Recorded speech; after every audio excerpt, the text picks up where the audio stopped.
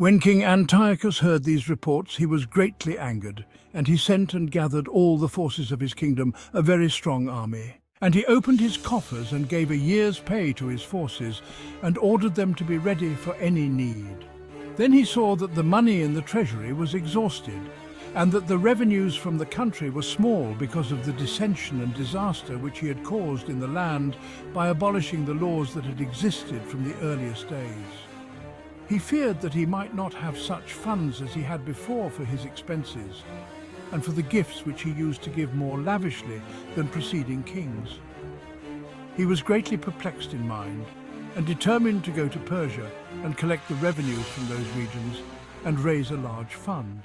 He left Lysias, a distinguished man of royal lineage, in charge of the king's affairs from the river Euphrates to the borders of Egypt.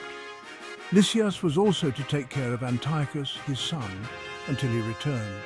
And he turned over to Lysias half of his troops and the elephants, and gave him orders about all that he wanted done. As for the residents of Judea and Jerusalem, Lysias was to send a force against them to wipe out and destroy the strength of Israel and the remnant of Jerusalem. He was to banish the memory of them from the place, settle aliens in all their territory, and distribute their land. Then the king took the remaining half of his troops and departed from Antioch, his capital, in the 147th year. He crossed the Euphrates River and went through the upper provinces.